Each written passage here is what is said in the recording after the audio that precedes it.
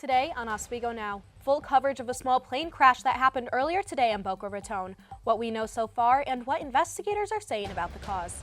Plus, updates on the helicopter crash that took place in New York City. Officials have now released the identities of the victims.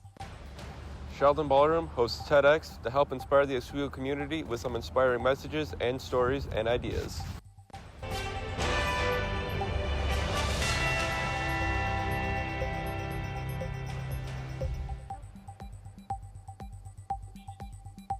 Good evening, I'm Madeline Cummings. It's been a rainy and cloudy week, definitely feeling those April showers. But the real question is, will the wet weather stick around for the weekend?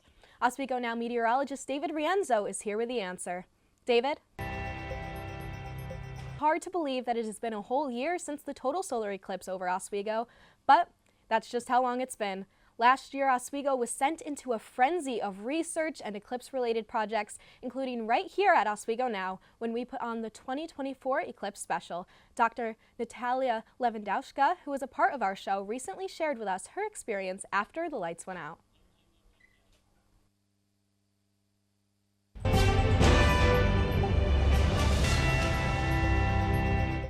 A lot of excitement and a lot of inspiration for, planetarium shows, because I'm also the planetarium director. Doing research together is one of the best experiences I have ever had. Dr. Lewandowska also mentioned a previous project in which students and professors traveled all the way to New Mexico to conduct research on an annular solar eclipse, making last year's total eclipse, Lewandowska's fourth eclipse, impressive. Oswego's biggest spring event is back, and this year Ozfest is bringing even more to campus. From carnival rides to live performances, here's what students can expect.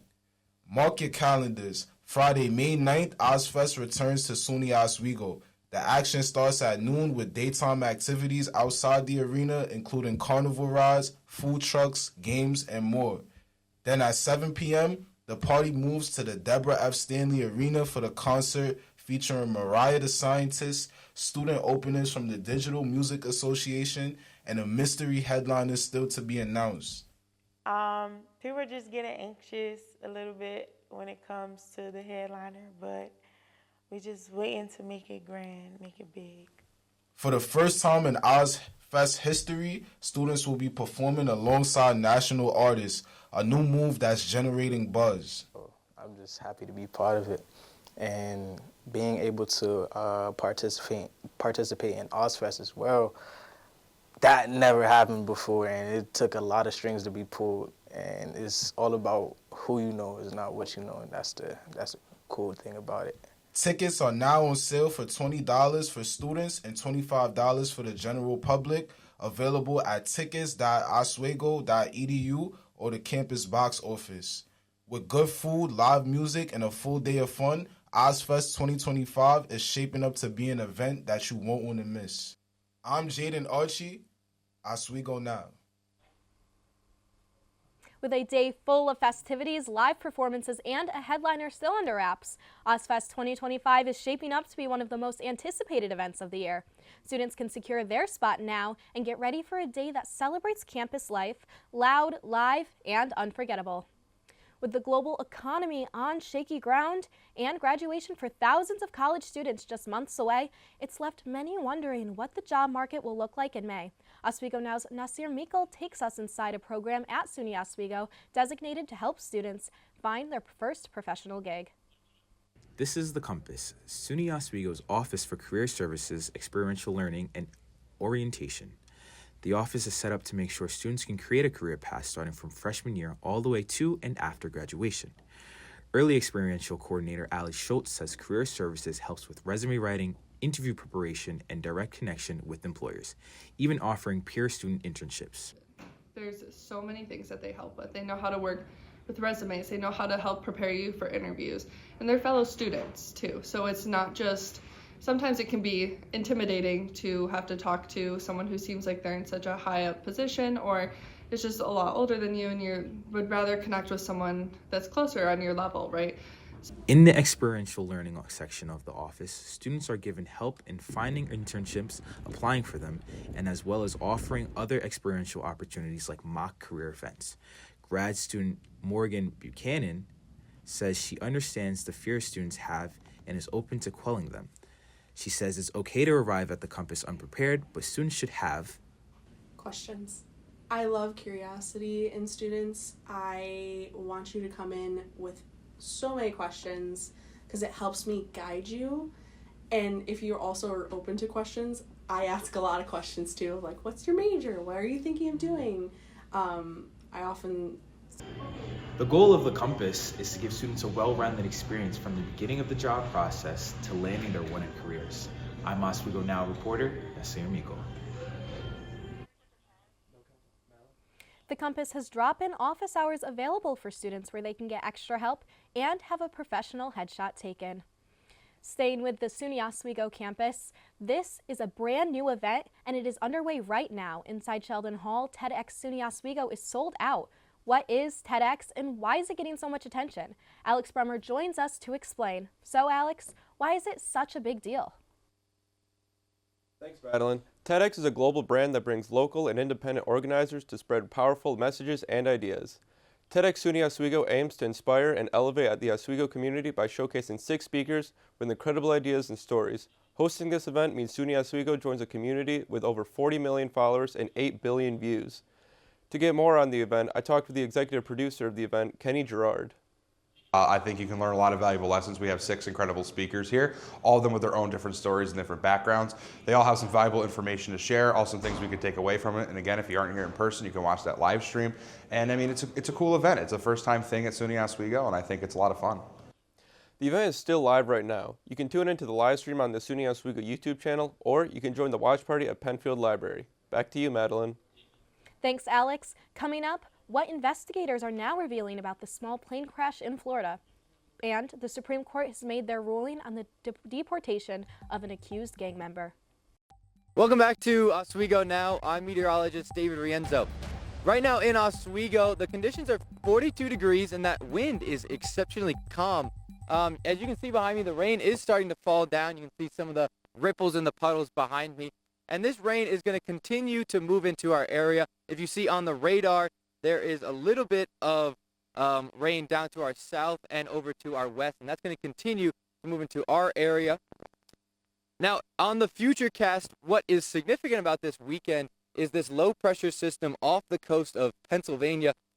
This is going to mostly stay on the coast of the Atlantic and move into New England, so we are not concerned about heavy downpours like they'll see in Massachusetts and Connecticut, but we could see the chance of some rain Saturday night into Sunday morning, and then by the time you wake up on Sunday, it'll be mostly cloudy with that patch of sun poking through, and those clouds will clear out by Sunday afternoon, so we'll stay warm and sunny by the end of Sunday.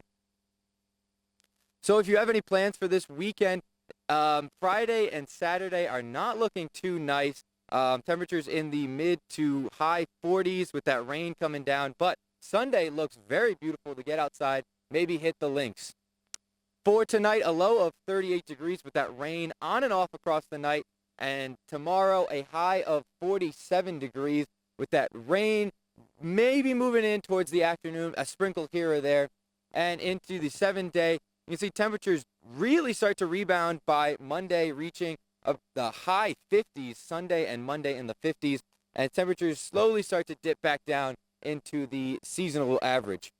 One thing I will poke out is Wednesday. Watch out for those winds on Wednesday, windy Wednesdays, I like to say, with gusts as high as 32 miles per hour. But the rest of your week is finally looking like April temperatures. I'll send it back to the inside. Back to Madeline. Thank you, David. In national news, early today, a small plane crashed just outside the airport in Boca Raton, Florida, killing all 3 people aboard. That's according to the assistant fire chief. 3 on the plane, 3 souls on board, and we can confirm those were all fatalities. One gentleman on the ground he hit a tree because of all the debris and the fire. It's non-life-threatening injuries on him. We treated him and sent him to the hospital. Officials say the Cessna went down on a busy city street and erupted into a fireball. The crash scattered debris across the road and nearby train tracks. A man who was driving in the area was also injured after hitting a tree due to debris and fire from the crash. He has non-life-threatening injuries and was taken to a local hospital. A flight tracking site shows the aircraft made repeated loops around the airport before the crash. The Federal Aviation Administration said the plane was headed to Tallahassee. The FAA and the National Transportation Safety Board will investigate the crash. Moving on, a U.S. judge wants answers after a man was illegally deported to El Salvador by the Trump administration. He's now in a high-security prison held with gang members. The Supreme Court says the deportation was illegal, as Amy Kiley reports. This was an extraordinary, unanimous rebuke. Is it okay to deport someone illegally, send them to a prison in El Salvador, and not facilitate their return? The Supreme Court says no in a ruling last night. It says the Trump administration must take steps for the release of Kilmar Armando Abrego Garcia, but it's stopping short of requiring the government to bring him home. The Justice Department points out the ruling defers to the executive branch when it comes to foreign affairs. It argues the U.S. can't force El Salvador to free the man from its notorious prison. The Trump administration is paying that country $6 million to keep U.S. deportees at that facility. The question is, how hard will the Trump administration try to get Mr. Garcia back, if at all? In a statement, Abrego Garcia's wife says she's anxious to have him back in Maryland with their children. A judge's 2019 decision bars his deportation, even though he entered the U.S. illegally. The Trump administration claims he's a suspected ranking member of the MS-13 gang. His lawyers deny that, and he's never been charged with a crime. His attorney says if he doesn't come back, that would be a sign that, quote, the government can deport whomever they want. What remains mysterious about this order is what happens if Mr. Garcia doesn't come back, and how does the court try to enforce something that's entirely in another country? I'm Amy Kiley reporting. The court did not give the administration a deadline for when Garcia should be returned. Officials say a New Jersey woman tried to hire a hitman to kill her ex-boyfriend.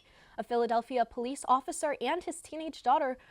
Police arrested 26-year-old Jacqueline Diorio last week. Prosecutors say she communicated her plans to carry out a murder-for-hire plot to a confidential informant. According to the prosecutor's office, she offered to pay the informant roughly $12,000. When they met last Friday, Diorio allegedly paid the informant $500 in cash. She was taken into custody after the money was exchanged. Diorio is facing multiple charges, including 2 counts of first-degree attempted murder. The state of South Carolina is set to execute convicted murderer Mikhail Mihad on Friday by firing squad. In 2004, Mahadi shot and killed an off-duty police officer. Mahadi chose to die by firing squad rather than lethal injection or the electric chair. His attorney characterized Mahadi's decision as choosing the lesser of 3 evils. Mahadi's scheduled execution comes soon after the nation's first firing squad execution in 15 years, carried out on March 7th, also in South Carolina. And coming up after the break, Dr. Stephen Abraham discusses tariffs with Oswego Now reporter Casey DeSalle. Welcome back to Oswego Now News. The Trump administration recently raised the tariffs on Chinese imported goods to 124%. However, the trade was escalated today when China retaliated by raising tariffs on U.S. imported goods to 125%. Oswego Now reporter Casey DeSalle sat down with Dr. Stephen Abraham, a professor at the School of Business at SUNY Oswego, to discuss how these tariffs could affect consumer prices. Thank you, Madeline, and thank you for joining me today, Dr. Stephen Abraham. Today we're going to be discussing the topic of tariffs. I know that's a topic that's on many Americans' minds right now. The first question, how are these tariffs implemented by the Trump administration going to affect prices and inflation on consumer goods here in the United States?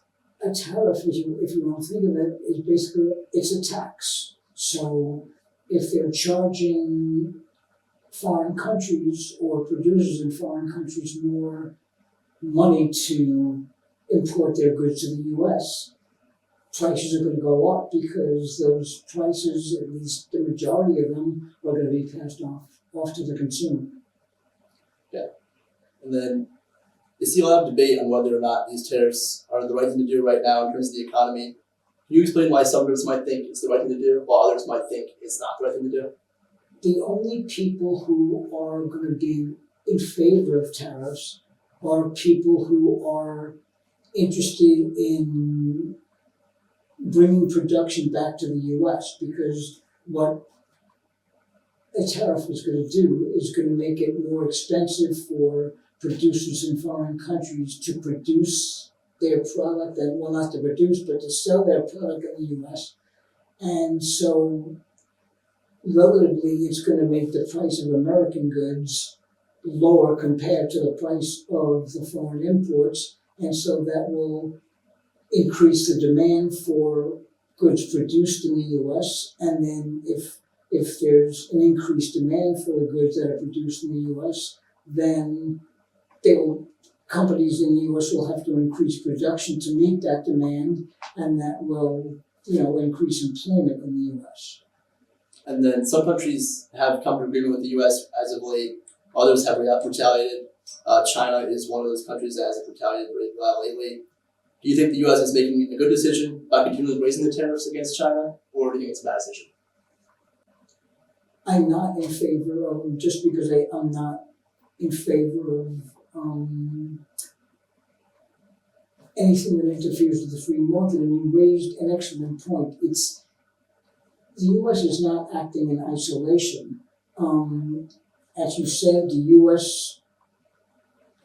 Trump imposes tariffs, other countries retaliate, and it could theoretically be a never-ending spiral. So not only if we impose a tariff on imported goods and then other countries impose tariffs against us, then it's going to be more expensive for us to import. It's going to be our companies in the U.S. that try to export their goods are also going to have to deal with tariffs, so they're going to be hurt in that sense. And I'm sure you've probably noticed that Trump backed off yesterday immediately. He delayed his tariffs for 90 days against all of the EU. The only country that he hasn't delayed tariffs on is China. But the guess is that my prediction is that he might delay tariffs against China as well. Okay, that's all we have time for. Thank you for joining me today, Dr. C. Abraham. Thank you very much. Information on tariffs. Now I'll throw it back to the desk. Thanks, Casey. Coming up, a check on local sports. Our Jaden Jiggets will be talking lacrosse and more. We'll be back with Oswego Now after the break. Welcome back. I'm Jaden Jiggets, and this is the Oswego Now Sports Report. To kick off our sports news, looks like there is a new driver in Oswego. Mackenzie Coleman, after 13 years of presenting feature winners with hardware in Victory Lane, Coleman will make her rookie debut on the track as a driver this season in Pathfinder SBS Division. She will be driving for Go Racing, owned by longtime family friend Greg O'Connor, and her car will be numbered 29 in honor of her mother, Mary Coleman. Moving from the track to the field, Oswego High School varsity girls lacrosse team got a dominant victory on the road over Central Square in their matchup this past Wednesday, final score being 12-7. Senior Elena DeBlasi played a huge part in this game with her contribution of 6 goals and forced 2 turnovers. Oswego will be on the road again Thursday, April 24th, when they face Rome Free Academy. Game will start at 5 p.m. Eastern Time. Speaking of victories, Oswego women's lacrosse got one of their best yesterday after beating Cortland for the first time in program history. Final score being 10-8. This win by the Lakers breaks a 41-game SUNYAC win streak the Red Dragons held over them since their first encounter back in 1995. The Lakers fought relentlessly throughout this entire game and will look to add another chapter to the historic rivalry with the Red Dragons in the future. Oswego's men and women's lacrosse will be hosting their senior day home games this Saturday, April 12th at Laker Turf Stadium. Women's lacrosse game will begin first when they take on Plattsburgh. Game time at 11 a.m. Men's lacrosse game will follow up immediately after when they face off against SUNY Mooresville. Game time will begin at 2 p.m. Syracuse women's lacrosse will also be in action tomorrow, Saturday, April 12th, as they will be heading south to take on Virginia Tech. The Orange will be entering this game in a three-way tie for third in the ACC standings with a 9-5 overall record on the season. They're looking to keep their playoff hopes alive. Game time will begin at 12 p.m. noon. The Oswego baseball team has had a very busy season, going 14-8 since their first game in late February. Oswego Now sports reporter Riley Jones has the inside information about how the team is feeling with their doubleheader against Clarkson tomorrow. Riley? Thanks, Jaden. I'm currently standing here just outside Laker Turf with the Oswego State baseball team's head coach, Scott Landers. Just first question. Well, first of all, thank you so much for meeting with us today. My pleasure. Well, first question. I know you guys have a very busy weekend coming up with two doubleheaders back to back, one on Saturday, one on Sunday. How's it feel going into such a busy weekend? We've been playing all right. We dropped 2 last week, on walk-offs in conference, but overall we've gotten better throughout the season, and we're stepping in the right direction. And now we're at a point in our season where we're playing games and we're fighting the elements. It was supposed to be today. Now it's tomorrow, but we're excited, and we got to go one game at a time and get some W's. All right. Well, thank you so much for meeting me. That's gonna be all for my report. Back to the studio. That's all for your Oswego Now sports report. Back to the desk. Thank you, Jaden. Despite the cold weather, spring is finally upon us. SUNY Oswego's Rice Creek Field Station will be hosting outdoor events for students, faculty, and community members, just as color returns to the trees. Birdwatching for Science is a program for those interested in birding at any level. Attendees will learn tips on identifying common backyard species, and those with birding experience can count the birds spotted for citizen science. Visitors can expect to see 5 to 14 different species during their visit. If bird watching isn't for you, you can also attend guided nature walks. The walks explore the forests, fields, wetlands, and waterways of Rice Creek in under a mile. The events are held at Rice Creek every Saturday except the first of each month. That's all for the time we've got today. For Oswego Now, thank you all for watching. Have a great night, everyone.